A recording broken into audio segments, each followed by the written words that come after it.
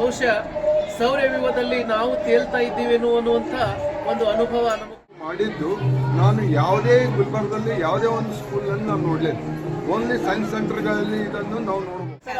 ವೈಷ್ಣವಿ ತರಗತಿ ಅಲ್ಲಿ ಹೇಳೋದಕ್ಕೆ ಒಳ್ಳೆ ರೀತಿಯಿಂದ ನಮ್ಮ ಆಡು ಭಾಷೆಯಲ್ಲಿ ಒಂದು ವಿವರಣೆಯನ್ನು ಕೊಟ್ಟಿದ್ದಾರೆ. ಅವರಿಗೂ ಸಹ ಒಂದು ಅಭಿನಂದನೆಗಳು ಸಲ್ಲಿಸಕ್ಕೆ ನಾನು ಇಚ್ಛೆ ವ್ಯಕ್ತಪಡಿಸ್ತೀನಿ.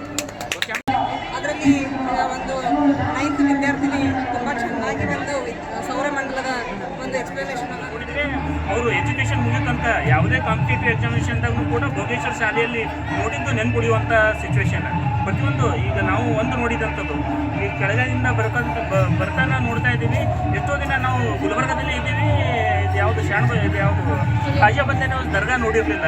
ಆದರೆ ಮಕ್ಕಳು ಎಷ್ಟು ಚೆನ್ನಾಗಿ ನೋಡಿದ್ದಾರೆ. ಅದು ನೋಡಿದ್ರೆ ಒಂದು ದರ್ಗಾ ಯಾರೋ ಎಷ್ಟೋ ಜನ ಅದು ನೋಡಿ ಕೈ ಮುಗಿದವರು ಇದ್ದಾರೆ. ಅಷ್ಟು ಬ್ಯೂಟಿಫುಲ್ ಆಗಿ ಮಾಡಿದ್ದಾರೆ. ಅದಕ್ಕೆ ಮೊದಲನೇದಾಗಿ ವಿದ್ಯಾರ್ಥಿಗಳು ಕಾನ್ಸೆಪ್ಟ್ ಅದ್ರ ಬಗ್ಗೆ ಎಕ್ಸ್ಪ್ಲೇನ್ ಮಾಡಿದ್ರು. ಸೇಮ್ ರಿಕಾರ್ಡ್ ಮಾಡಿ ಇಟ್ಟಂಗೆ ಅವರು ಒಂದು ಶಬ್ದನೂ ಕೂಡ ಎಲ್ಲಿ ತಡಪಡಿಸಲಿಲ್ಲ. ಅಷ್ಟು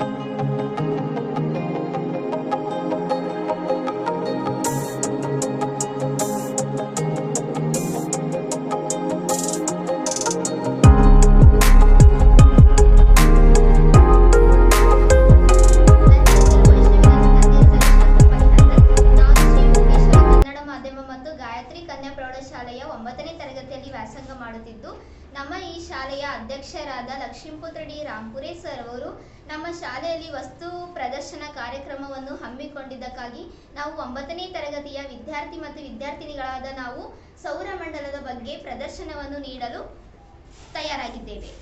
ಸೌರಮಂಡಲ ಎಂದರೆ ಗ್ರಹಗಳು, ಉಪಗ್ರಹಗಳು ಮತ್ತು ಧೂಮಕೇತುಗಳು, ಉಲ್ಕೆಗಳು ಮತ್ತು ಇತರ ಗ್ಯಾಲಕ್ಸಿಗಳನ್ನು ಹೊಂದಿರುವ ಒಂದು ಸಮೂಹಕ್ಕೆ ನಾವು ಏನಂತ ಕರಿತೀವಿ? ಸೌರಮಂಡಲ ಅಂತ ಕರಿತೀವಿ. ಹೀಗಾದ್ರೆ ಸೌರಮಂಡಲ ಮತ್ತು ಗ್ಯಾಲಕ್ಸಿಗಿರುವ ವ್ಯತ್ಯಾಸವೇನು? ಸೌರಮಂಡಲ ಅಂದರೆ ಗ್ರಹಗಳು ಬರ್ತಾವ, ಉಪಗ್ರಹಗಳು ಬರ್ತಾವ, ಧೂಮಕೇತುಗಳು ಬರ್ತಾವ, ಉಲ್ಕೆಗಳು ಬರ್ತಾವ, ಹಾಗೂ ನಕ್ಷತ್ರಗಳ ಪದಪುಂಜಗಳು ಬರ್ತಾವ. ಆದರೆ ಗ್ಯಾಲಕ್ಸಿಗಿರುವ ವ್ಯತ್ಯಾಸ ಏನಂದ್ರೆ, ಗ್ಯಾಲಕ್ಸಿ ಅಂದ್ರೆ ಹಲವಾರು ನಕ್ಷತ್ರಗಳನ್ನು ಹೊಂದಿರ್ತಾವ ಮತ್ತು ಅನಿಲ ಕಣಗಳು ಮತ್ತು ಧೂಳಗಳನ್ನು ಹೊಂದಿರುವ ಒಂದು ಸಮೂಹಕ್ಕೆ ಏನಂತಾರ? ಗ್ಯಾಲಕ್ಸಿ ಅಂತ ಕರೀತಾರ. ಆದರೆ ಈ ಎಲ್ಲ ಸೌರಮಂಡಲ ಗ್ಯಾಲಕ್ಸಿಯ ಒಂದು ಭಾಗವಾಗಿದ್ದು, ಗ್ಯಾಲಕ್ಸಿ ಎಂಬುದು ಸೌರಮಂಡಲಕ್ಕಿಂತ ದೊಡ್ಡದಾಗಿದೆ. ಅದು ಗ್ಯಾಲಕ್ಸಿಯ ಒಂದು ಭಾಗನೇ ಯಾವುದಾಗಿರ್ತದಂದ್ರೆ ಸೌರಮಂಡಲ. ಈ ಸೌರಮಂಡಲದಲ್ಲಿ ಸೂರ್ಯ ಒಂದು ನಕ್ಷತ್ರವಾಗಿರ್ತಾನ. ಈ ಸೂರ್ಯ ಒಂದು ನಕ್ಷತ್ರವಾಗಿರೋ ಈ ಸೌರಮಂಡಲದಲ್ಲಿ ಟೋಟಲ್ 9 ಗ್ರಹಗಳು ಇದ್ದವು. 9ನೇ ಗ್ರಹವಾದ ಪ್ಲೂಟೋವನ್ನು ಅದು 2006ರ ಅಂತಾರಾಷ್ಟ್ರೀಯ ಖಗೋಳಶಾಸ್ತ್ರಜ್ಞರು ಅದನ್ನು ಗ್ರಹವೆಂದು ಪರಿಗಣಿಸಲಿಲ್ಲ. ಏಕೆಂದರೆ ಇದು ಪ್ಲೂಟೋ ಗ್ರಹವು ಸೂರ್ಯನ ಸುತ್ತ ಪರಿಭ್ರಮಿಸಬೇಕು ಮತ್ತು ತನ್ನ ಕಕ್ಷೆಯಲ್ಲಿ ಸುತ್ತಬೇಕು ಮತ್ತು ಅದು ಅದರ ಒಳಗೆ ಗುರುತ್ವಾಕರ್ಷಣ ಬಲವನ್ನು ಹೊಂದಿರಬೇಕು ಗ್ರಹಗಳು ಅಂದರೆ. ಆದರೆ ಪ್ಲೂಟೋ ಏನಾಗ್ತದೆ, ಈ ಯಾವುದೋ ಗುಣಲಕ್ಷಣಗಳನ್ನು ಹೊಂದಿದ ಕಾರಣ ಅದನ್ನು ಕುಬ್ಜ ಗ್ರಹವೆಂದು ಪರಿಗಣಿಸಿ ವಿಜ್ಞಾನಿಗಳು 2006ರಲ್ಲಿ ಅದನ್ನು ಗ್ರಹಗಳ ಪಟ್ಟಿಯಿಂದ ಹೊರತೆಗೆಯಲಾಗಿದೆ.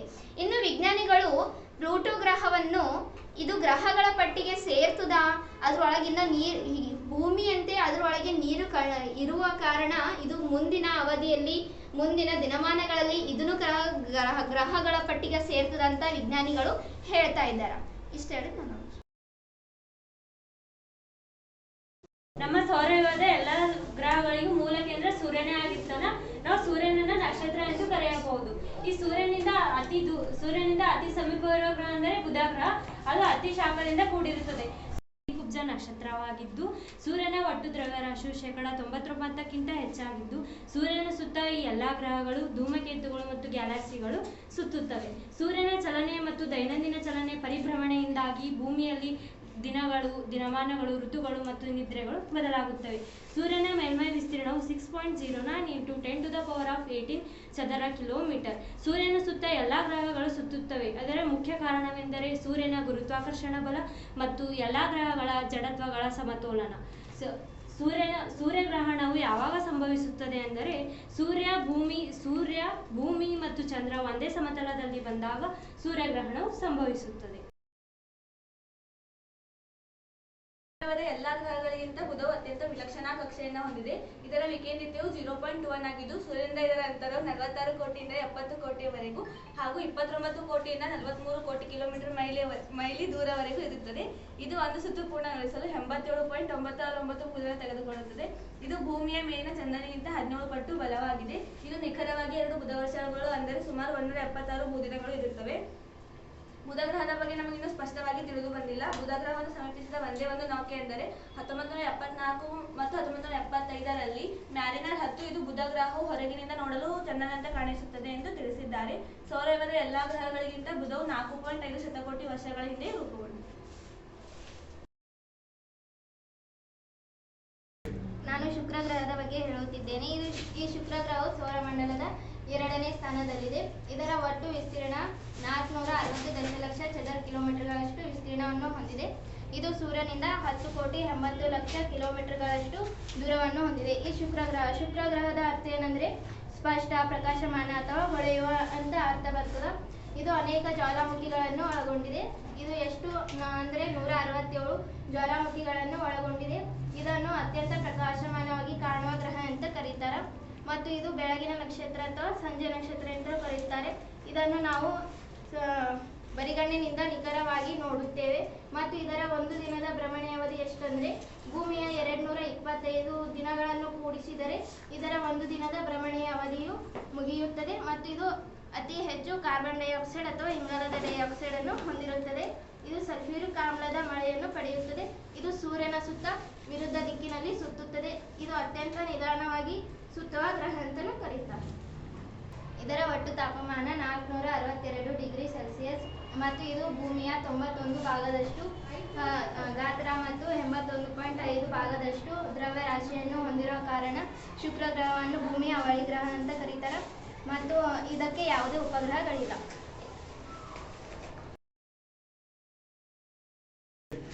ನಾನು ಭೂಮಿ ಗ್ರಹದ ಬಗ್ಗೆ ವಿವರಣೆಯನ್ನು ನೀಡುತ್ತಿದ್ದೇನೆ. ಸೌರವ್ಯೂಹದಲ್ಲಿ ಭೂಮಿಯು 3ನೇ ಸ್ಥಾನವನ್ನು ಪಡೆದಿದೆ. ಇದು ಜೀವಿಗಳಿಗೆ ಆಶ್ರಯ ನೀಡುವ ಏಕೈಕ ಗ್ರಹವೆಂದು ಪರಿಗಣಿಸಲಾಗಿದೆ. 4.5 ಶತಕೋಟಿ ವರ್ಷಗಳ ಹಿಂದೆಯೇ ರೂಪುಗೊಂಡಿದ್ದು ಇದು ಸೂರ್ಯನಿಂದ 150 ಮಿಲಿಯನ್ ಕಿಲೋಮೀಟರ್ಗಳಷ್ಟು ದೂರವಿದೆ. ಇದು 40,000 ಚದರ ಕಿಲೋಮೀಟರ್ಗಳಷ್ಟು ಸುತ್ತಳತೆಯನ್ನು ಹೊಂದಿದ್ದು ಧ್ರುವ ಪ್ರದೇಶದಲ್ಲಿ ಚಪ್ಪಟೆ ಆಕಾರವನ್ನು ಹೊಂದಿದ್ದು ಸಮಭುಜಾಕೃತಿಯಲ್ಲಿ ಉಬ್ಬಿದ ಆಕಾರವನ್ನು ಹೊಂದಿದೆ. ಇದರಿಂದ ಇದನ್ನು ಜಿಯಾಡ್ ಆಕಾರ ಎಂದು ಕರೆಯಲಾಗುತ್ತದೆ.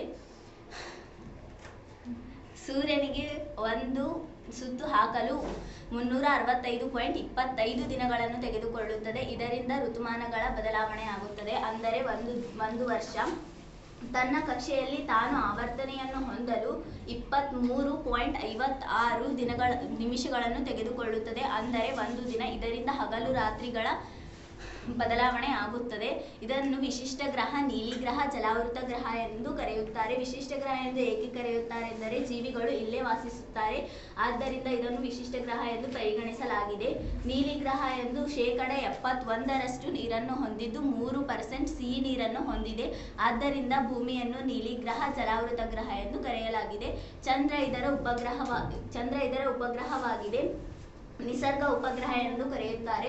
ಚಂದ್ರವು ನೇರವಾಗಿ ಬೆಳಕನ್ನು ಹಾಯಿಸುವುದಿಲ್ಲ. ಸೂರ್ಯನ ಸಹಾಯದಿಂದ ಚಂದ್ರವು ಬೆಳಕನ್ನು ಪಡೆದುಕೊಂಡು ಭೂಮಿಗೆ ಪ್ರಕಾಶಮಾನವಾಗಿ ಕಾಣಿಸುತ್ತದೆ.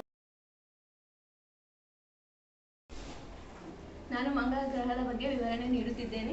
ಮಂಗಳ ಗ್ರಹವು ಸೂರ್ಯನಿಂದ 4ನೇ ಸ್ಥಾನದಲ್ಲಿದ್ದು ಇದು ಬುಧದ ನಂತರ 2ನೇ ಅತಿ ಚಿಕ್ಕ ಗ್ರಹವಾಗಿದೆ. ಇದು ಮಂಗಳ ಗ್ರಹ ಎಂದೇ ಪ್ರಸಿದ್ಧಿಯಾಗಿದೆ. ಇದು ಭೂಮಿ ಅಷ್ಟೇ ವ್ಯಾಸವನ್ನು ಸಹ ಹೊಂದಿದೆ. ಇದರ ಒಂದು ದಿನ ಭೂಮಿಯಂತೆ 24 ಗಂಟೆ 37 ನಿಮಿಷವಾಗಿದ್ದು ಮತ್ತು ಸೂರ್ಯನ ಸುತ್ತ ಒಂದು ಸುತ್ತು ಹಾಕಲು 367 ದಿನಗಳು ಬೇಕಾಗುತ್ತದೆ, ಅಂದರೆ ಸುಮಾರು 2 ವರ್ಷ. ಇದು ಮಂಗಳದ ಗ್ರಹದಲ್ಲಿ ನೀರು ಇರುವ ಬಗ್ಗೆ ನಾಸಾ ಅಧಿಕೃತವಾಗಿ ಸೆಪ್ಟೆಂಬರ್ 28, 2015ರಂದು ಘೋಷಣೆ ಮಾಡಲಾಯಿತು. ಈ ಗ್ರಹದಲ್ಲಿ ಫೋಬಸ್ ಮತ್ತು ಡೈಮೋಸ್ ಎಂಬ 2 ಉಪಗ್ರಹಗಳಿದ್ದು ಇವುಗಳನ್ನು 1887ರಲ್ಲಿ ಆಸಫಾಲ್ ಕಂಡುಹಿಡಿದರು. ಈ ಗ್ರಹದ ಮೇಲ್ಮೈಯಲ್ಲಿರುವ ಬಂಡೆಗಳು ಮಣ್ಣು ಮತ್ತು ಧೂಳಿನಲ್ಲಿ ಕಬ್ಬಿಣದ ಆಕ್ಸೈಡ್ ಹೇರಳವಾಗಿರುವುದರಿಂದ ಈ ಭೂಮಿಯಂತೆ ಈ ಗ್ರಹದ ಮೇಲ್ಮೈನಲ್ಲಿ ವಾತಾವರಣದಲ್ಲಿನ ಆಕ್ಸಿಜನ್ ಮತ್ತು ನೀರು ರಾಸಾಯನಿಕವಾಗಿ ವರ್ತಿಸಿ ಕಬ್ಬಿಣದ ಆಕ್ಸೈಡ್ ಆಗಿ ತುಕ್ಕು ಆಗಿ ಬದಲಾಗುತ್ತದೆ. ಮಂಗಳ ಗ್ರಹದ ವೈಶಿಷ್ಟ್ಯವೇನೆಂದರೆ ಮಂಗಳ ಗ್ರಹದ ಅತಿ ಎತ್ತರ ಪರ್ವತವಾದ ಒಲಿಂಪಸ್ ಮಾನ್ಸ್ ಇದು 27 ಕಿಲೋಮೀಟರ್ ಎತ್ತರವಾಗಿದ್ದು ಮತ್ತು ವ್ಯಾಲೆಸ್ ಮ್ಯಾರಿನೇರಸ್ ದೊಡ್ಡ ಕಡಿಮೆ ವ್ಯವಸ್ಥೆ ಇದ್ದು 4000 ಕಿಲೋಮೀಟರ್ ಉದ್ದವಾಗಿದೆ. ನಾನು ಗುರುಗ್ರಹದ ಬಗ್ಗೆ ವಿವರಣೆ ನೀಡುತ್ತಿದ್ದೇನೆ. ಸೌರಯುಗದಲ್ಲಿ ಅತಿ ದೊಡ್ಡ ಗ್ರಹವಾಗಿದೆ. ಇದು ಸೂರ್ಯನಿಂದ 5ನೇ ಸ್ಥಾನದಲ್ಲಿದೆ ಮತ್ತು ಇದು ಹೈಡ್ರೋಜನ್ ಮತ್ತು ಹೀಲಿಯಂ ಅನಿಲಗಳಿಂದ ಕೂಡಿದೆ. ಇದು ಸೂರ್ಯನಿಂದ 5ನೇ ಸ್ಥಾನದಲ್ಲಿದ್ದು ಗುರುಗ್ರಹವು ಭೂಮಿಯಂತೆ ಮೇಲ್ಭಾಗ ಮತ್ತು ಕೆಳಭಾಗದಲ್ಲಿ ಸ್ವಲ್ಪ ಚಪ್ಪಟೆಯಾದ ಗೋಳಾಕಾರದಲ್ಲಿದೆ. ಇದು ಶಕ್ತಿಯುತ ಅನಿಲಗಳಿಂದ ಕೂಡಿದ್ದು. ನಾನು ಯುರೇನಸ್ ಬಗ್ಗೆ ವಿವರಿಸುತ್ತಿದ್ದೇನೆ. ಯುರೇನಸ್ ಸೂರ್ಯನಿಂದ 7ನೇ ಗ್ರಹವಾಗಿದೆ ಹಾಗೂ 3ನೇ ಅತಿ ದೊಡ್ಡ ಗ್ರಹವಾಗಿದೆ. ಇದು ಭೂಮಿಗಿಂತ 14 ಪಟ್ಟು ದೊಡ್ಡದಾಗಿದೆ.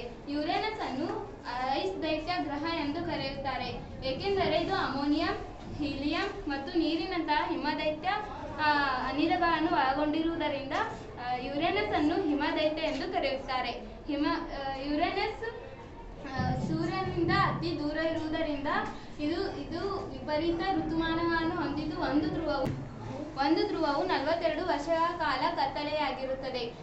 ಯುರೇನಸ್ ಗ್ರಹವು ನೀಲಿ ಹಸಿರು ಬಣ್ಣದಿಂದ ಕೂಡಿರುತ್ತದೆ. ಇದರ ವಾತಾವರಣ 83% ಜಲಜನಕ ಮತ್ತು 15% ಹೀಲಿಯಂ ಮತ್ತು 2% ಮಿಥೇನ್ ಅನ್ನು ಹೊಂದಿದೆ. ಇದರ ಒಟ್ಟು ಉಷ್ಣತೆ 224 ಡಿಗ್ರಿ ಸೆಲ್ಸಿಯಸ್ನಷ್ಟು ಇರುತ್ತದೆ. ಯುರೇನಸ್ ಅನ್ನು ದೂರದರ್ಶಕದಿಂದ ಕಂಡುಹಿಡಿದ ಮೊದಲ ಉಪಗ್ರಹವಾಗಿದೆ. ಇದನ್ನು ಕಂಡುಹಿಡಿದವರು ವಿಲಿಯಂ ಹರ್ಷೆಲ್ ಅವರು ಮಾರ್ಚ್ 21, 1781ರಂದು ಕಂಡುಹಿಡಿದರು. ಇದನ್ನು ಅಮೆರಿಕದಿಂದ ನಾಸಾದಿಂದ 1986ರಂದು ಜನವರಿ 24ರಂದು ನೆಪ್ಚೂನ್ಗೆ ಬಿಡಲಾದ ವಾಯೇಜರ್ 2 ಒಂದು ಉಪಗ್ರಹದಿಂದ ಕಂಡುಹಿಡಿದರು.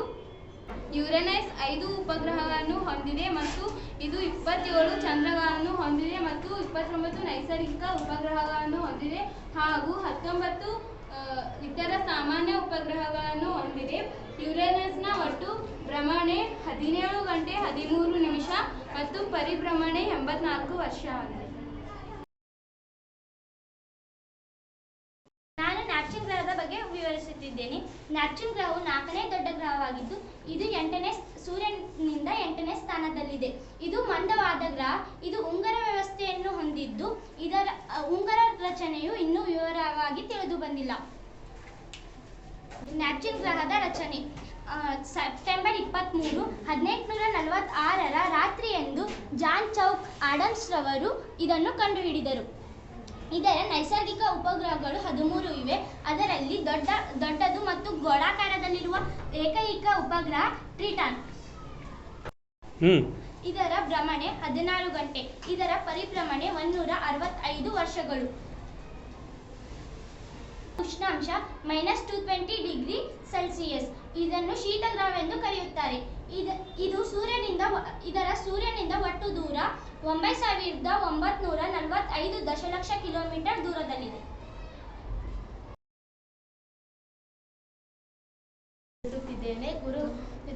ಗುರುಗ್ರಹವು ಸೌರ್ಯನಿಂದ 5ನೇ ಸ್ಥಾನದಲ್ಲಿದೆ. ಇದು ಹೈಡ್ರೋಜನ್ ಮತ್ತು ಹೀಲಿಯಂ ಅನಿಲಗಳಿಂದ ಕೂಡಿದೆ. ಇದರ ವ್ಯಾಸ 1,42,984 ಕಿಲೋಮೀಟರ್. ಇದರ ಮೈಲಿ 88,864 ಮೈಲಿ.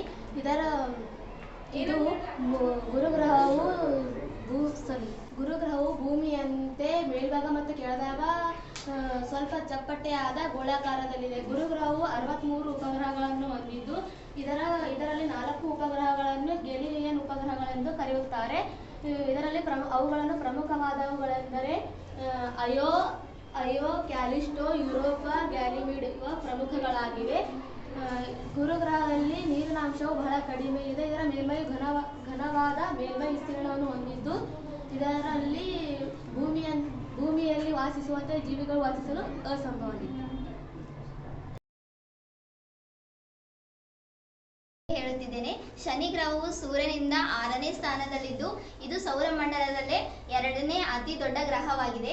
ಶನಿ ಗ್ರಹವು ತನ್ನ ಸುತ್ತ ಉಂಗುರ ವ್ಯವಸ್ಥೆಯನ್ನು ಹೊಂದಿರುವುದರಿಂದ ಸೌರಮಂಡಲದಲ್ಲಿ ಇದು ಅತ್ಯಂತ ಸುಂದರವಾದ ಗ್ರಹ ಎಂದೇ ಪ್ರಸಿದ್ಧಿ ಹೊಂದಿದೆ. ಈ ಉಂಗುರಗಳು ಹಿಮ ಮತ್ತು ಇತರೆ ಧೂಳಿನ ಕಣಗಳು ಅನಿಲಗಳಿಂದ ಆವೃತವಾಗಿದ್ದು ಇದು ಶನಿ ಗ್ರಹದ ಸುತ್ತ ಬಳೆಯ ಆಕಾರದಲ್ಲಿ ಸುತ್ತುತ್ತದೆ. ಆಮೇಲೆ ಶನಿ ಗ್ರಹವು ಇದು ಕೂಡ ಭೂಮಿಯಂತೆ ಧ್ರುವ ಪ್ರದೇಶಗಳಲ್ಲಿ ಚಪ್ಪಟೆಯಾಗಿದ್ದು ಸಮಭಾಜಕ ವೃತ್ತದಲ್ಲಿ ಉಬ್ಬಿದಂಥ ರಚನೆಯನ್ನು ಹೊಂದಿದೆ. ಶನಿ ಗ್ರಹವು ಭೂಮಿಯನ್ನು ಹೋಲಿಸಿದಾಗ ಭೂಮಿ ಮತ್ತು ಶನಿ ಗ್ರಹಕ್ಕೆ 10% ಮಾತ್ರ ವ್ಯತ್ಯಾಸವನ್ನು ಕಂಡುಬರುತ್ತದೆ. ಆಮೇಲೆ ಶನಿ ಗ್ರಹದ ಧ್ರುವ ಪ್ರದೇಶಗಳಲ್ಲಿ 1,20,736 ಕಿಲೋಮೀಟರ್ ಅನ್ನು ಹೊಂದಿದ್ದು ಇದು ಸಮಭಾಜಕ ವೃತ್ತಗಳಲ್ಲಿ 1,08,728 ಕಿಲೋಮೀಟರ್ ಅನ್ನು ಹೊಂದಿದೆ. ಆಮೇಲೆ ಶನಿ ಗ್ರಹವು ತನ್ನ ಇದು ನೀರಿಗಿಂತ ಕಡಿಮೆ ಸಾಂದ್ರತೆಯನ್ನು ಹೊಂದಿದ್ದು ಒಳಗೆ ವಿಷಕಾರಕ ಅನಿಲಗಳು ಮತ್ತು ಬಿರುಗಾಳಿಗಳು ಮತ್ತು ಹಿಮಗಾಳಿಯಿಂದ ತುಂಬಿಕೊಂಡಿದ್ದು ಇದು ಬಾಹ್ಯಾಕಾಶಕ್ಕೆ ಹೆಚ್ಚಿನ ತಾಪಮಾನವನ್ನು ಹೊರಸೂಸುತ್ತದೆ. ಆಮೇಲೆ ಶನಿ ಗ್ರಹವು ತನ್ನ ಸುತ್ತ ಉಂಗುರ ವ್ಯವಸ್ಥೆಯನ್ನು ಹೊಂದಿರುವುದರಿಂದ ಇದನ್ನು ಸುಂದರವಾದ ಗ್ರಹ ಅಂತ ಪ್ರಸಿದ್ಧಿ ಹೊಂದಿದೆ. ಇದು ಶನಿ ಗ್ರಹದ ಮುಖ್ಯವಾಗಿ 56 ನೈಸರ್ಗಿಕ ಉಪಗ್ರಹಗಳನ್ನು ಹೊಂದಿದ್ದು ಟೈಟಾನ ಎಂಬುದು ಇದರ ಪ್ರಮುಖವಾದ ಉಪಗ್ರಹವಾಗಿದೆ. ಸಿದ್ಧಗಂಗಾ ಕಲ್ಯಾಣ ಟ್ರಸ್ಟ್ ಅಡಿಯಲ್ಲಿರುವ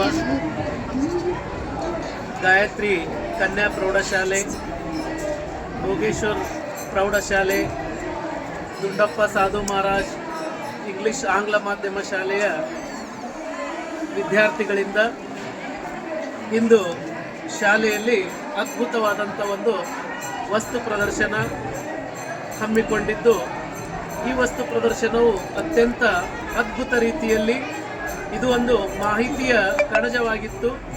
ವಿದ್ಯಾರ್ಥಿಗಳ ಒಂದು ಶ್ರಮ, ಅವರ ಒಂದು ಕೌಶಲ್ಯ ಇಂದು ಅನಾವರಣವಾಯಿತು. ಪ್ರತಿಯೊಬ್ಬ ವಿದ್ಯಾರ್ಥಿಯು ಅತ್ಯಂತ ತನ್ಮಯತೆಯಿಂದ ತಾವು ಮಾಡಿರುವಂಥ ವಸ್ತು ಪ್ರದರ್ಶನವನ್ನು ತುಂಬ ಉತ್ಸಾಹದಿಂದ ಬಂದಂಥ ಎಲ್ಲ ಪಾಲಕರಲ್ಲಿ, ಪೋಷಕರಲ್ಲಿ ತುಂಬ ಅನುಭವಾತ್ಮಕವಾಗಿ ಮಾಹಿತಿಪೂರ್ಣವಾಗಿ ತಮ್ಮ ವಿಚಾರಗಳನ್ನು ಮುದ್ದು ಮಕ್ಕಳು ಹಂಚಿಕೊಂಡಿದ್ದರು. ಇದು ವಿದ್ಯಾರ್ಥಿಗಳು ಮಾಡುತ್ತಾ ಕಲಿ ಎನ್ನುವಂಥ ಒಂದು ತತ್ವಕ್ಕೆ ಪ್ರೇರಣೆಯಾಗಿದ್ದು ಈ ಕಲಿಕೆಯು ವಿದ್ಯಾರ್ಥಿಗಳಿಗಷ್ಟೇ ಅಲ್ಲ, ಎಲ್ಲ ಬಂದಂಥ ಈ ವಸ್ತು ಪ್ರದರ್ಶನವನ್ನು ವೀಕ್ಷಿಸಿರುವಂಥ ಎಲ್ಲ ಪಾಲಕ ಪೋಷಕರಿಗೂ ಕೂಡ ಒಂದು ಅತ್ಯಂತ ಮಹತ್ವದ ಮಾಹಿತಿಯನ್ನು ಕೂಡ ಕೊಡ್ತು. ಅದರಲ್ಲಿಯೂ ಗಾಯತ್ರಿ ಪ್ರೌಢಶಾಲೆಯ 9ನೇ ತರಗತಿ ವಿದ್ಯಾರ್ಥಿಗಳು ಮಾಡಿರುವಂಥ ಸೌರವ್ಯೂಹದ ಪರಿಕಲ್ಪನೆ, ಆ ಒಂದು ಭೋಗೇಶ್ವರ್ ಮತ್ತು ಗಾಯತ್ರಿ ಪ್ರೌಢಶಾಲೆಗಳ 9ನೇ ತರಗತಿ ವಿದ್ಯಾರ್ಥಿಗಳು ಮಾಡಿರುವಂಥ ಸೌರವ್ಯೂಹದ ಒಂದು ವೀಕ್ಷಣೆಯು ನಿಜವಾಗಿಯೂ ಅತ್ಯದ್ಭುತವಾಗಿತ್ತು. ಆ ವೀಕ್ಷಣೆಯಲ್ಲಿ ನಾವು ತೊಡಗಿದಾಗ ವಿದ್ಯಾರ್ಥಿಗಳ ವಿವರಣೆಯ ಜೊತೆಗೆ ನಾವು ಬಹುಶಃ ಸೌರವ್ಯೂಹದಲ್ಲಿ ನಾವು ತೇಲ್ತಾ ಇದ್ದೀವೇನೋ ಅನ್ನುವಂಥ ಒಂದು ಅನುಭವ ನಮಗೆ ಕೊಡ್ತು. ಅಷ್ಟೇ ಅಲ್ಲ, ಇನ್ನಿತರ ವಿದ್ಯಾರ್ಥಿಗಳು ವಿಷಯವಾರು ಎಲ್ಲ ವಿಷಯವರು ಮಾಡಿರುವಂಥ ಒಂದು ಕಲಿಕೋಪಕರಣಗಳ ಪ್ರದರ್ಶನ ನಿಜವಾಗಿಯೂ ಅತ್ಯಂತ ಸುಂದರ ರೀತಿಯಲ್ಲಿ ಮತ್ತು ಮಾಹಿತಿಪೂರ್ಣವಾಗಿತ್ತು. ಇದಕ್ಕಾಗಿ ನಾನು ಈ ಶಾಲೆಯ ಎಲ್ಲ ಶಿಕ್ಷಕರಿಗೆ, ಮಾರ್ಗದರ್ಶನ ಮಾಡಿರುವಂಥ ಎಲ್ಲ ಶಿಕ್ಷಕರಿಗಳು ಹಾಗೂ ಈ ಶಾಲೆಯ ಅಧ್ಯಕ್ಷರಿಗೂ ಕಾರ್ಯದರ್ಶಿಯವರಿಗೂ ತಾವು ಹಾಕಿರುವಂಥ ಶ್ರಮಕ್ಕಾಗಿ ಮತ್ತು ಈ ಮುದ್ದು ಮಕ್ಕಳ ಒಂದು ಪ್ರದರ್ಶನವನ್ನು ಏರ್ಪಡಿಸಿ ಮಾಹಿತಿಯನ್ನು ಎಲ್ಲ ಪಾಲಕರಿಗೆ ಹಂಚಿಕೊಂಡಿದ್ದಕ್ಕಾಗಿ ಎಲ್ಲ ಪಾಲಕರ ಪರವಾಗಿ ಶಾಲಾ ಆಡಳಿತ ಮಂಡಳಿಯವರಿಗೂ ವಿದ್ಯಾರ್ಥಿಗಳಿಗೂ ಹಾಗೂ ತಮ್ಮ ಶ್ರಮ ಹಾಕಿ ವಿದ್ಯಾರ್ಥಿಗಳಿಗೆ ಈ ರೀತಿ ಪ್ರದರ್ಶನವನ್ನು ಏರ್ಪಡಿಸಲು ಸಹಾಯ ಮಾಡಿರುವಂಥ ಮಾರ್ಗದರ್ಶನ ಮಾಡಿರುವಂಥ ಎಲ್ಲ ಶಿಕ್ಷಕರಿಗಳಿಗೂ ಧನ್ಯವಾದಗಳು. ಇದು ತಾರಾಲಯ ಏನಾದ ಈ ಹೈದರಾಬಾದ್ ನೆಹರು ತಾರಾಲಯ ಟೈಪು ಒಂದು ಮಾಡಿದ್ರು. ಭಾಳ ಅರ್ಥಗರ್ಭಿತವಾಗಿ ಸಂಪೂರ್ಣ ಜ್ಞಾನ ಮಕ್ಕಳು ಏನಾರಪ್ಪ ಅಂದರೆ ತಾರಾಲಯದ ಬಗ್ಗೆ ಹೇಳಿದರು. ಪ್ರತಿಯೊಂದು ಗ್ರಹದ ಬಗ್ಗೆ ಏನದ ಮಕ್ಕಳು ಸವಿಸ್ತಾರವಾಗಿ ಹೇಳಿದರು. ಈ ರೀತಿ ನೀವು ಏನದಪ್ಪ ಅಂತಂದರೆ ನೀವು ಮಾಡಿದ್ದು ನಾನು ಯಾವುದೇ ಗುಲ್ಬರ್ಗದಲ್ಲಿ ಯಾವುದೇ ಒಂದು ಸ್ಕೂಲನ್ನು ನಾವು ನೋಡಲಿಲ್ಲ. ಓನ್ಲಿ ಸೈನ್ಸ್ ಸೆಂಟರ್ಗಳಲ್ಲಿ ಇದನ್ನು ನಾವು ನೋಡ್ಬೋದು. ಆದರೆ ಇದೇನು ನೀವು ಮಾಡಿದ್ದ ತಾರಾಲಯಕ್ಕೆ ಯಾರ್ಯಾರು ಮಾರ್ಗದರ್ಶನ ಮಾಡಿ ವಿಜ್ಞಾನ ಶಿಕ್ಷಕರಿಗೆ ನಾವು ಹಾರ್ದಿಕ ಅಭಿನಂದನೆಗಳು ಈ ಮೂಲಕ ಸಲ್ಲಿಸ್ತೀವಿ. Thank you.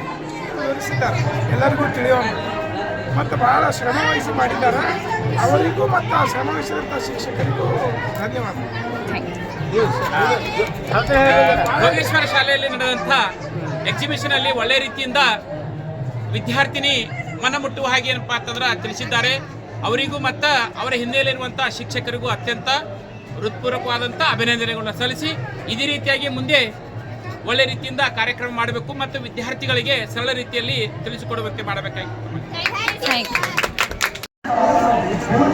My name is Ms. Saubhagyavati. So today I am so happy because this exhibition conducting very nice.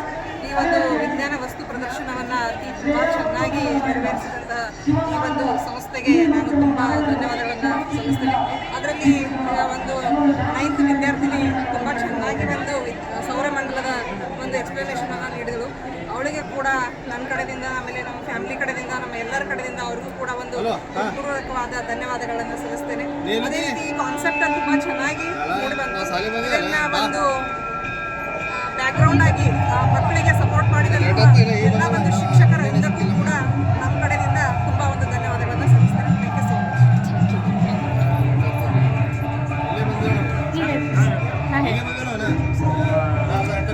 ಮೊದಲನೇದಾಗಿ ಭೋಗೇಶ್ವರ ಶಿಕ್ಷಣ ಸಂಸ್ಥೆಯ ಅಧ್ಯಕ್ಷರಿಗೂ ಮತ್ತು ಎಲ್ಲ ಈ ಕಮಿಟಿದವರಿಗೆ ಮೊದಲನೇದಾಗಿ ಧನ್ಯವಾದಗಳನ್ನು ತಿಳಿಸ್ತೀವಿ. ವಿಶೇಷವಾಗಿ ನಾವು ಸ್ಟಾರ್ಟಿಂಗಿಂದ ನೋಡ್ಕೊತ ಬರ್ತಾ ಇದ್ದೀವಿ. ಎಲ್ಲನೂ ಕೂಡ ಪ್ರತಿಯೊಂದು ವಿದ್ಯಾರ್ಥಿಗಳಿಗೆ ಅನುಕೂಲ ಆಗುವಂಥ ಕಾನ್ಸೆಪ್ಟ್ಗಳನ್ನು ಮಾಡಿ ಚೆನ್ನಾಗಿ ಮಾಡಿದ್ದಾರೆ. ವಿದ್ಯಾರ್ಥಿಗಳು ಈ ರೂಮ್ನಲ್ಲಿ ಹೋದರೆ ಸೌರಮಂಡಲದ ನಾವು ಕ್ಲಾಸ್ನಲ್ಲಿ ಕೇಳೋಕ್ಕಿಂತ ಇಲ್ಲಿ ನೋಡಿದರೆ ಅವರು ಎಜುಕೇಷನ್ ಮುಗಿದ ತನಕ ಯಾವುದೇ ಕಾಂಪಿಟೇಟಿವ್ ಎಕ್ಸಾಮಿನೇಷನ್ದಾಗೂ ಕೂಡ ಭೋಗೇಶ್ವರ ಶಾಲೆಯಲ್ಲಿ ನೋಡಿದ್ದು ನೆನ್ಪುಳಿಯುವಂಥ ಸಿಚುವೇಶನ್. ಪ್ರತಿಯೊಂದು ಈಗ ನಾವು ಒಂದು ನೋಡಿದಂಥದ್ದು ಈ ಕೆಳಗಿನಿಂದ ಬರ್ತಾನ ನೋಡ್ತಾ ಇದ್ದೀವಿ. ಎಷ್ಟೋ ದಿನ ನಾವು ಗುಲ್ಬರ್ಗದಲ್ಲಿ ಇದ್ದೀವಿ. ಇದು ಯಾವುದು ಇದು ಯಾವುದು ಕಾಜಾ ಬಂದೇ ಒಂದು ದರ್ಗಾ ನೋಡಿರಲಿಲ್ಲ. ಆದರೆ ಮಕ್ಕಳು ಎಷ್ಟು ಚೆನ್ನಾಗಿ ನೋಡಿದರೆ ಅದು ನೋಡಿದರೆ ಒಂದು ದರ್ಗಾ ಯಾರೋ ಎಷ್ಟೋ ಜನ ಅದನ್ನು ನೋಡಿ ಕೈ ಮುಗಿದವರು ಹೋದಾರೆ. ಅಷ್ಟು ಬ್ಯೂಟಿಫುಲ್ ಆಗಿ ಮಾಡಿದ್ದಾರೆ. ಅದಕ್ಕೆ ಮೊದಲನೇದಾಗಿ ವಿದ್ಯಾರ್ಥಿಗಳು ಕಾನ್ಸೆಪ್ಟ್ ಅದ್ರ ಬಗ್ಗೆ ಎಕ್ಸ್ಪ್ಲೇನ್ ಮಾಡಿದ್ರು. ಸೇಮ್ ರಿಕಾರ್ಡ್ ಮಾಡಿ ಇಟ್ಟಂಗೆ ಅವರು ಒಂದು ಶಬ್ದನೂ ಕೂಡ ಎಲ್ಲಿ ತಡಪಡಿಸಲಿಲ್ಲ. ಅಷ್ಟು ಪರ್ಫೆಕ್ಟ್ ಮಾಡಿದಂಥ ಎಲ್ಲ ಶಿಕ್ಷಕರಿಗೆ ಮೊದಲನೇದಾಗಿ ಧನ್ಯವಾದಗಳನ್ನು ಹೇಳ್ತೀವಿ. ಅದೇ ರೀತಿ ಸಂಸ್ಥೆಯ ಮುಖ್ಯಸ್ಥರಾದ ಶ್ರೀ ರಾಂಪುರಿ ಸರ್ ಅವರು ಎಜುಕೇಷನ್ ಮಾಡುವಾಗಿನಿಂದ ನೋಡ್ತಿದ್ವಿ ನಾವು. ಅವರು ಒಳ್ಳೆಯ ಒಂದು ತುಂಬ ಎಫರ್ಟ್ ಹಾಕಿ ಬೆಳೆದಂಥವ್ರು. ಅವರು ಇಂಥ ಒಂದು ಶಿಕ್ಷಣ ಸಂಸ್ಥೆ ಕಟ್ಟಿ ಇಂಥ ಮಕ್ಕಳಿಗೆ ಇಂಥ ಶಿಕ್ಷಣ ಕೊಡ್ತಾ ಇದ್ದಾರೆ. ಅವ್ರು ಹೇಳಿದ್ರೆ ನಮ್ಮ ಶಾಲೆಯಲ್ಲಿ ಕೊಟ್ಟಂಥ ಮಕ್ಕಳು ಎಷ್ಟೋ ಜನ MBBS ಡಾಕ್ಟರ್ ಆಗ್ಯಾರ, ಇಂಜಿನಿಯರ್ ಆಗ್ಯಾರ. ನಾವು ಎಲ್ಲೋ ಒಂದು ವಿಸಿಟಿಗೆ ಹೋದಾಗ MBBS ಡಾಕ್ಟರ್ಸ್ಗಳಿಗೆ ಬಂದು ಖಾಲಿ ಬಿದ್ದರು. ಅಂಥ ಒಂದು ಖಾಲಿ ಬಿದ್ದಾಗ ಅವ್ರಿಗೆ ತಾನೇ ಆಟೋಮೆಟಿಕ್ ಕಣ್ಣ ನೀರು ಬಂದು ಅಂಥ ಒಂದು ಶಿಕ್ಷಣ ಕೊಟ್ಟಂಥ ಸಂಸ್ಥೆ ಇಡೀ ಗುಲ್ಬರ್ಗದಲ್ಲಿ ಭೋಗೇಶ್ವರ ಶಾಲೆ ನೋಡ್ಲಿಕ್ಕೆ ಚಿಕ್ಕದಿರ್ಬೋದು, ಆದರೆ ಇದು ಸಾಧನೆ ಬಹಳ ದೊಡ್ಡದು ಅಂತ ಹೇಳಲಿಕ್ಕೆ ಇಷ್ಟಪಡ್ತೀನಿ.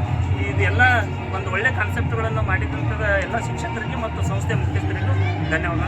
ಥ್ಯಾಂಕ್ ಯು ರೀ ಸರ್. ನನ್ನ ಹೆಸರು ರೇಣುಕಾ ಬಿ ಮಾಳಿ. ಇವತ್ತಿನ ಎಕ್ಸಿಬಿಷನ್ ಅನ್ನು ನೋಡ್ತಾ ಇದ್ದೀನಿ. ನಾನು ಮೂಲತಃ ಒಂದು ಶಾಲೆಯ ಮ್ಯಾನೇಜ್ಮೆಂಟ್ ಆಗಿದ್ದು, ಅಂದರೆ ಇವತ್ತಿನ ಈ ಪ್ರದರ್ಶನವನ್ನು ನನಗೆ ತುಂಬ ಭಾಳ ಆನಂದವನ್ನು ಉಂಟು ಮಾಡ್ತಾ ಇದೆ. ಈ ಥರ ಮಕ್ಕಳ ಪ್ರತಿಭೆಯನ್ನು ಹೊರಹಾಕುವುದು ಈ ಶಾಲೆಗಳ ಹಂತದಲ್ಲಿ ಉತ್ತಮ ರೀತಿಯಿಂದ ಮೂಡಿ ಬರ್ತಾ ಇದೆ. ಅಂದರೆ ಈಗ ನಾನು ನೋಡತಕ್ಕಂತಹ ಈ ಸೌರಮಂಡಲದಲ್ಲಿ ಬರ್ತಕ್ಕಂತಹ ಕೆಲವೊಂದು ಅಂಶಗಳು, ಅಂದರೆ ನಾವು ತರಗತಿಗಳಲ್ಲಿ ಮುಂಚೆ ಕಲ್ತೀವಿ, ಇವಾಗೆಲ್ಲ ಅಂದರೆ ಮಕ್ಕಳನ್ನು ಎಷ್ಟು ಮನಮುಟ್ಟಿ ತಿಳಿಸ್ತಾರಂದರೆ ಅಷ್ಟು ಸುಂದರವಾಗಿ, ಮತ್ತು ಅದು ಗ್ರಹಗಳ ಬಗ್ಗೆ ವೈಶಿಷ್ಟ್ಯತೆ ಏನು, ಮತ್ತು ಅದರದ್ದು ನಮ್ಗೆ ಯಾಕೆ ಗ್ರಹಗಳು ಏನು ಉಪಯೋಗ, ಎಷ್ಟು ಗ್ರಹಗಳಿವೆ ಅನ್ನೋದನ್ನು ಸವಿಸ್ತಾರವಾಗಿ ತುಂಬ ಚೆನ್ನಾಗಿ ನಮ್ಮ ಮಗಳು ಅಂದರೆ ವೈಷ್ಣವಿ ಖ್ಯಾತನವಳು ತುಂಬ ಚೆನ್ನಾಗಿ ವಿವರಿಸಿದ್ದಾಳೆ. ಅಷ್ಟೇ ನೋಡಿ, ಈ ಥರ ಅವ್ರದ್ದೆಲ್ಲ ಗೆಳತಿಯರು ಕೂಡ ತುಂಬ ಚೆನ್ನಾಗಿ ಮಾಡಿದ್ದಾರೆ. ಇದಕ್ಕೆ ಇಷ್ಟೆಲ್ಲ ಮಾಡಬೇಕಾದರೆ ಕಾಣದ ಕೈ ಅಂದರೆ ಗುರು ಅಂದರೆ ನಮ್ಮ ಇರಬೇಕು, ಹಿಂದೆ ಗುರು ಇರಬೇಕಂತ. ಆ ಗುರುಗಳಿಗೆ ತುಂಬ ಹೃದಯದ ಅಭಿನಂದನೆಯನ್ನು ನಾವು ಸಲ್ಲಿಸ್ತೀನಿ ಈ ಮೂಲಕ. ಅಂದರೆ ತುಂಬ ಚೆನ್ನಾಗಿ ಮಕ್ಕಳು ಮಾಡಿದರೆ ಎಲ್ಲ ಮಕ್ಕಳಿಗೂ ನನ್ನ ವತಿಯಿಂದ ಪೂರಕ ಅಭಿನಂದನೆಗಳನ್ನು ಸಲ್ಲಿಸ್ತೀನಿ. ಮೇಡಮ್ ಸರಿಯಾಗಿ ಬೆಸ್ಟ್ ಆಗ್ಯದ, ಎಕ್ಸಿಬಿಷನ್ ನೋಡಪ್ಲೆ ಅದ, ಒಳ್ಳೆಯ ಎಜುಕೇಷನ್ ಜೊತೆ ಇದನ್ನು ಸಹಿತ ತಯಾರು ಮಾಡಿದ್ರೆ ಮಕ್ಕಳಿಗೆ ಚಲೋ. ಥ್ಯಾಂಕ್ ಯು ರೀ ಸರ್, ಥ್ಯಾಂಕ್ ಯು. ನಾವು ವಸ್ತು ಪ್ರದರ್ಶನ ನೋಡಿದ್ರೆ ಅದು ಇಂಥ ವಸ್ತು ಪ್ರದರ್ಶನ ನೋಡಿದಿಲ್ಲ. ಥ್ಯಾಂಕ್ ಯು, ಒಳ್ಳೆಯದಾಗಿ. ಥ್ಯಾಂಕ್ ಯು ರೀ ಸರ್. ಸರಿಯಾಗಿದೆ ಮೇಡಮ್, ಚಿಕ್ಕದಿದ್ದರೂ ಎಲ್ಲ ಸರಿಯಾಗಿ ಮಾಡಿ.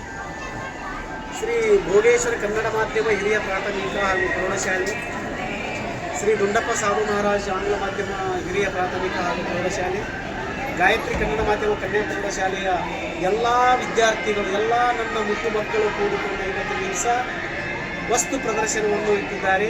2025-26ನೇ ಸಾಲಿನಲ್ಲಿ ಒಂದು ಅಮೋಘವಾಗಿರ್ತಕ್ಕಂಥ ಒಂದು ವಸ್ತು ಪ್ರದರ್ಶನ ಅಂತ ಹೇಳ್ಬೋದು. ಈಗಾಗಲೇ ನಾನು ಒಳಗಡೆ ಹೋಗಿ ನೋಡ್ಕೊಂಡು ಬಂದ, ಇದು ಒಂದು ತಾರಾಮಂಡಲ.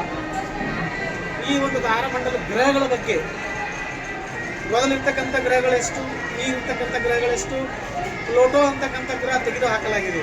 ಯಾಕೆ ತೆಗೆದು ಹಾಕಲಾಗಿದೆ ಅಂತ ಕೇಳಿದಾಗ ಆ ಮಕ್ಕಳು ಬಹಳ ಸುಂದರವಾಗಿ ಸಂಕ್ಷಿಪ್ತವಾಗಿ ತಿಳಿಯುವಾಗಿ ಹೇಳಿದರು.